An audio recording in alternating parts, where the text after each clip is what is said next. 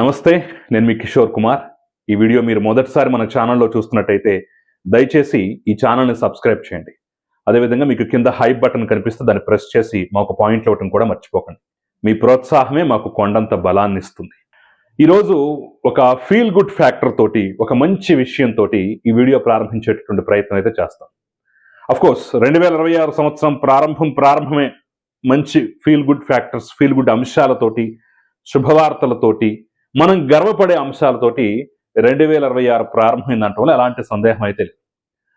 So విషయం ఏంటంటే దేశంలోకెల్లా ఉన్నటువంటి ఈ 28, 29, 30 రాష్ట్రాల్లో ఆంధ్రప్రదేశ్ ఏ అంశంలో ప్రత్యేకంగా నిలుస్తుందయ్యా అని చెప్పేసి అంటే పెట్టుబడుల సాధన, విదేశీ పెట్టుబడులు కానివ్వండి, స్వదేశీ పెట్టుబడులు కానివ్వండి ఆకర్షించడంలో ఆంధ్రప్రదేశ్ నంబర్ 1 స్థానంలో ఉంది అని చెప్పేసి ఘంటాపదంగా చెప్పొచ్చు. ఆ అంశంలో ఆంధ్రప్రదేశ్ మిగతా రాష్ట్రాలతో పోలిస్తే ప్రత్యేకంగా నిలుస్తోంది, నంబర్ 1 పొజిషన్లో ఉంది, నంబర్ 1 స్థానంలో ఉంటోందని చెప్పడంలో ఎలాంటి సందేహం అయితే లేదన్నమాట.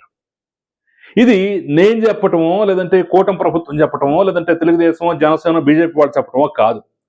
ప్రపంచ ప్రఖ్యాత మ్యాగజైన్ అయినటువంటి ForbesIndia.com ఇచ్చినటువంటి రిపోర్ట్ అనమాట. ఆంధ్రప్రదేశ్లో పెట్టుబడులు బాగొస్తున్నాయి, పెట్టుబడిదారులను ఎక్కువగా ఆకర్షిస్తున్నారు, ఇక్కడ పెట్టుబడి వెలువలా వస్తుంది, లక్షల కోట్ల రూపాయలని పెట్టుబడులు వస్తున్నాయని చెప్పేసి పదే పదే ప్రభుత్వం చెప్తున్నా కానీ నమ్మటానికి ఎక్కడో ఒక చిన్న సందేహం. వీళ్ళు ఇలాగే మాట్లాడతారులే, ఆ రోజు సిఐఏ సమ్మిట్ పెట్టి విశాఖలో 13 లక్షల కోట్ల రూపాయల పెట్టుబడులు మేము తీసుకొచ్చామని చెప్పేసి వైసీపీ కూడా చెప్పింది. ఏమైంది? అభాస పాలవలేదా?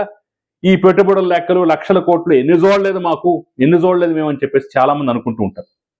అయితే లెక్కలతో సహా, అంకెలతో సహా చెప్పినటువంటి విషయాలు చూస్తే ఖచ్చితంగా మనం గర్వంతో ఉప్పొంగిపోవాల్సినటువంటి సందర్భం.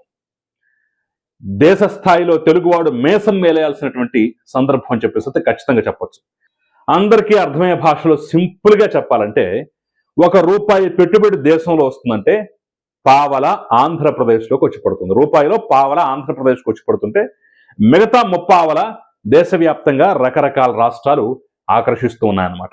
ఎస్, ఇది ఎవరో చెప్పడం కాదు. 2025 ఏప్రిల్ నుంచి డిసెంబర్ వరకు ఆ 9 నెలల కాలంలో, అంటే ఫైనాన్షియల్ ఇయర్లో 9 నెలల కాలంలో దేశవ్యాప్తంగా ప్రకటించినటువంటి కొత్త పెట్టుబడుల్లో 26 లక్షల కోట్ల రూపాయలు, అంటే దేశవ్యాప్తంగా 26.62 లక్షల కోట్ల రూపాయలు కొత్త పెట్టుబడులు దేశంలోకి వస్తే ఇందులో ఏపీ వాటా ఎంతో తెలుసా? అచ్చంగా 6.74 లక్షల కోట్లు, అంటే 25.3% ఆంధ్రప్రదేశ్లోకి వస్తున్నాయి. కొన్ని ఎంఓయూలు కుదిరాయి, కొన్ని గ్రౌండింగ్ అవుతున్నాయి, కొన్ని ఇంకా రకరకాల స్టేజెస్లో ఉన్నాయి. ఒప్పందాల రూపంలో అయితే కట్టుబడి ఉన్నటువంటి పరిస్థితి అనమాట. ఇది నిజంగా ఖచ్చితంగా గొప్ప విషయం. దాంతోపాటుగా మరికొన్ని లెక్కలు చూస్తే మీకు క్లియర్గా అర్థమైపోతుంది. ఒడిశా 13.1%, మహారాష్ట్ర 12.8%, తెలంగాణ 9.5%, గుజరాత్ 7.1% తోటి తర్వాతి స్థానాల్లో ఉంది. సో నరేంద్ర మోదీ సొంత రాష్ట్రం గుజరాత్ కూడా ఎక్కడో తెలంగాణ తర్వాత ఇక్కడ 25%, 25.3% తోటి ఆంధ్రప్రదేశ్ టాప్ లో ఉంటే, గుజరాత్ వచ్చేసి 7.1% తోటి ఎక్కడో 5వ స్థానంలోనూ 6వ స్థానంలో ఉన్నటువంటి పరిస్థితి అనమాట. ఈ 5-6 రాష్ట్రాలు కలిపితే 68% పెట్టుబడులను ఆకర్షిస్తున్నాయని చెప్పేసి అయితే చాలా క్లియర్ గా చెప్పినటువంటి పరిస్థితి అయితే కనిపిస్తుంది. అయితే ఈ రిపోర్ట్ ఏంటయ్యా అంటే ఆంధ్రప్రదేశ్ పెట్టుబడులను ఆకర్షిస్తుందని చెప్పేసి ఫోర్బ్స్ ఎలా చెప్పింది? ఫోర్బ్స్కి ఎలా తెలుసాయంటే, బ్యాంక్ ఆఫ్ బరోడా ఇచ్చినటువంటి రిపోర్ట్ ఆధారంగా వాళ్ళు కొంత రీసెర్చ్ చేసి, ఆ రిపోర్ట్ని బేస్ చేసుకుని వాళ్ళు రీసెర్చ్ చేసి ఈ యొక్క వివరాలు అయితే ప్రకటించారు. మరి కారణాలు కూడా తెలుసుకోవాలి కదా. కేవలం వచ్చేస్తుంది రూపాయిలో పావల ఇక్కడికే వచ్చేస్తోంది, 25.3% పెట్టుబడులు ఎక్కడికే వచ్చేస్తున్నాయి, 6 లక్షల కోట్ల పైచులుక పెట్టుబడులు కేవలం 9 నెలల్లోనే వచ్చాయని చెప్పేసి లెక్క చెప్పడం కూడా కాదు.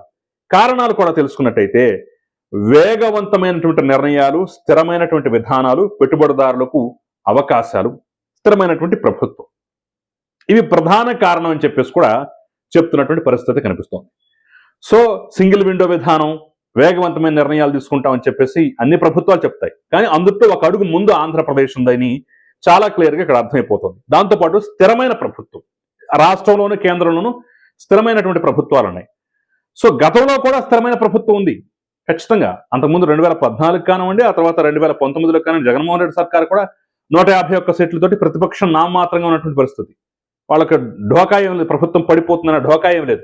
అంతటి స్ట్రాంగ్ గా ఉన్నటువంటి ప్రభుత్వం అయినా కానీ పెట్టుబడులు రాలేదు.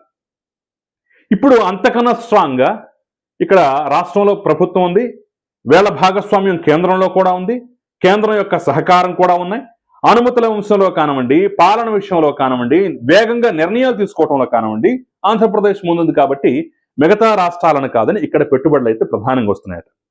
దాంతో పాటుగా ఏ ఏ రంగాల్లో వస్తున్నాయంటే పోర్ట్లు, పారిశ్రామిక కారిడార్లు, logistic, energy, digital, renewable energy, electronics, data సెంటర్లు, mobility, IT, manufacturing, chemicals, metals లాంటి రంగాల్లో పెద్ద ఎత్తున ప్రాజెక్టులు వస్తున్నాయని చెప్పేసి కూడా చాలా క్లియర్ గా చెప్పినటువంటి పరిస్థితి అయితే కనిపిస్తోంది. ఇందులో మనం పదే పదే వింటున్నాం డేటా సెంటర్లని, రెన్యూబుల్ ఎనర్జీ అని, గ్రీన్ ఎనర్జీ, క్లీన్ ఎనర్జీ అని చెప్పేసి. పోర్టులు నిన్న దుగరాజపట్నం పోర్టు నిర్మాణానికి కూడా అనుమతులు ఇస్తూ నిర్ణయం తీసుకున్నారనమాట. పారిశ్రామిక కారిడార్ల విధానం అసలు కేంద్ర ప్రభుత్వమే బడ్జెట్ లో ప్రవేశపెట్టింది. అందులో కీలకమైన పారిశ్రామిక కారిడార్లు ఆంధ్రప్రదేశ్ లో వస్తున్నాయి. రెన్యూబుల్ ఎనర్జీ పదే పదే వింటున్నాం, పంపుడు స్టోరేజ్ అని, గ్రీన్ ఎనర్జీ అని, హైడ్రోజన్, గ్రీన్ హైడ్రోజన్ ప్రాజెక్టులు అని చెప్పేసి ఇలా రకరకాలుగా ఎనర్జీ రంగంలో అసలు భవిష్యత్ అంతా ఎనర్జీదే. ఆ రంగంలో ఎక్కువ పెట్టుబడులు, డేటా సెంటర్లు కానివ్వండి, ఎలక్ట్రానిక్స్, వీటిలో ఎక్కువగా పెట్టుబడులు వస్తున్నటువంటి, మ్యానుఫ్యాక్చరింగ్ వంటి రంగాల్లో ఎక్కువగా పెట్టుబడులు వస్తున్నటువంటి నేపథ్యంలోనే ఈ 9 నెలల్లో 6 లక్షల కోట్ల రూపాయల పెట్టుబడులు సాధించడానికి, ఇవన్నీ ఈ యొక్క రంగాల్లో పెట్టుబడులు సాధించడానికి వేగవంతమైన నిర్ణయాలు, స్థిరమైనటువంటి ప్రభుత్వం, ఖచ్చితమైనటువంటి పాలసీలు ఇవి ప్రధాన కారణం అవుతున్నాయని చెప్పేసి అయితే ఫోర్బ్స్ ఇండియా చాలా క్లియర్ గా చెప్పినటువంటి పరిస్థితి కనిపిస్తోంది. మనకి చాలా తెలుసు, గూగుల్ వచ్చింది, రిలయన్స్ వచ్చింది, ఇంకా చాలా పెద్ద పెద్ద పరిశ్రమలు, టీసీఎస్, కాగ్నిజెంట్ వంటివి గత వీడియోలో కూడా మనం మాట్లాడుకున్నాం, విశాఖపట్నం కేంద్రంగా వస్తున్నాయి. కొన్ని రాయలసీమ, ముఖ్యంగా శ్రీ సిటీ బేస్ చేసుకుని కొన్ని పరిశ్రమలు అయితే అక్కడ గ్రౌండింగ్ చేయడం అయితే జరుగుతోంది. సో ఇన్ని రకాలుగా అనుకూల అవకాశాలు, అనుకూల ప్రభుత్వం, అనుకూల విధానాలు, పెట్టుబడిదారులు నిస్సంకోచంగా, నిరభ్యంతరం ఇక్కడ ఉన్నటువంటి వనరులు ఉపయోగించుకోవటానికి, ఇక్కడ ఉన్నటువంటి పరిస్థితులు, వాతావరణం అన్ని కలిసి వచ్చాయి. ఒక గూగుల్ చాలు. విశాఖపట్నం ఎందుకు పెడుతున్నారయ్యా మీరంటే దానికి చెప్పినటువంటి కారణం సముద్ర తీరం, గూగుల్ డేటా సెంటర్ రావడానికి కావాల్సినటువంటి భూములు అందుబాటులో ఉన్నాయి, వాటర్ అక్కడ అందుబాటులో ఉంది, కేబులింగ్ వ్యవస్థ ద్వారా మిగతా దేశాలకు, చాలా దేశాలకు కేబులింగ్ వ్యవస్థ ద్వారా వాళ్ళు కనెక్ట్ అయ్యేటటువంటి అవకాశం కూడా చాలా క్లియర్ గా కనిపిస్తున్నటువంటి తరుణంలో మేము అక్కడ వ్యూహాత్మకంగా దాన్ని ఎంచుకున్నామని చెప్పేసి కూడా వాళ్ళు ఓపెన్ గా చెప్పారు. నరేంద్ర మోదీతోనే సుందర పిచాయ్ ఈ మాట చెప్పాడు. సో ఇవన్నీ చూస్తున్నట్లయితే ఖచ్చితంగా ఆంధ్రప్రదేశ్కి మంచి రోజులు వచ్చాయి, మంచి రోజులు రాబోతున్నాయి అనేటటువంటి ఒక భావన అయితే మనందరిలో కలుగుతోంది. పెట్టుబడుల ఆకర్షణలో మన రాష్ట్రం ముందంజలో ఉందంటే మనం ఖచ్చితంగా గర్వపడాల్సినటువంటి అంశం. అయితే ఇందులో బాధాకరమైనటువంటి విషయం ఏంటంటే, ఇంతకన్నా స్థిరమైనటువంటి ప్రభుత్వం, ఇదే స్థాయిలో స్థిరమైనటువంటి ప్రభుత్వం గతంలో ఉన్నా కానివ్వండి, కక్ష సాధింపు ధోరణితోటి ఉన్న వాటిని కూడా వెళ్ళగొట్టినటువంటి పరిస్థితి. ఫ్రాంక్లిన్ టెంపుల్టన్, రిలయన్స్, అదాని వంటి సంస్థలు దండం పెట్టి వెళ్ళిపోయాయి. అమర్ రాజా బ్యాటరీని అయితే మేమే దండం పెట్టి వెళ్ళిపోమన్నాం అని చెప్పేసి సజ్జల రామకృష్ణారెడ్డి వాళ్ళు ప్రకటించారు. ఇక్కడి నుంచి అమర్ రాజాని తరిమేస్తే వాళ్ళు పక్క రాష్ట్రం తెలంగాణకు వెళ్ళి 9,000 కోట్ల రూపాయలు పెట్టుబడి పెట్టారు. కళ్ళు చెదిరిపోతాయి.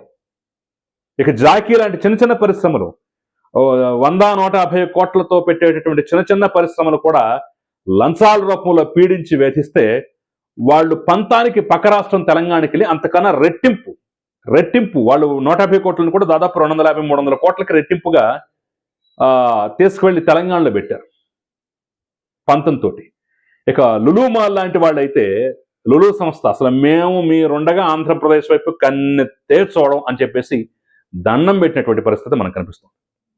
కానీ ప్రభుత్వం మారిన తర్వాత అవన్నీ మళ్ళీ తిరిగి వస్తున్నాయి. ఇవి సుస్థిరంగా ఇక్కడే ఉండాలంటే ఇలాంటి స్థిరమైన ప్రభుత్వం, కక్ష సాధింపులైనటువంటి ప్రభుత్వమే మరికొన్ని దఫాలు కొనసాగితే తప్ప ఇన్వెస్టర్స్ లో నమ్మకం రాదు. పరిశ్రమలు పూర్తి స్థాయిలో గ్రౌండింగ్ అయి ఆ ఫలాలు మనకు చేరు. మన పిల్లల ఉద్యోగాల కోసం, భావితరాల భవిష్యత్తు కోసం మంచి ప్రభుత్వం కావాలి, మంచి విధానాలు కావాలి. పారిశ్రామికంగా మంచి విధానాలు ఉంటేనే ఇలా పరిశ్రమలు అనేవి, ఇలా పారిశ్రామికవేత్తలు అనేవాళ్ళు, ఇలా పెట్టుబడులు అనేవి పరిగెత్తుకుంటూ వస్తాయి. సో ఇవి నేను చెప్తున్న మాటలు కావు. ఈ యొక్క జాబితా కానీ, ఈ డేటా కానివ్వండి పూర్తిగా ఫోర్బ్స్ ప్రచురించింది.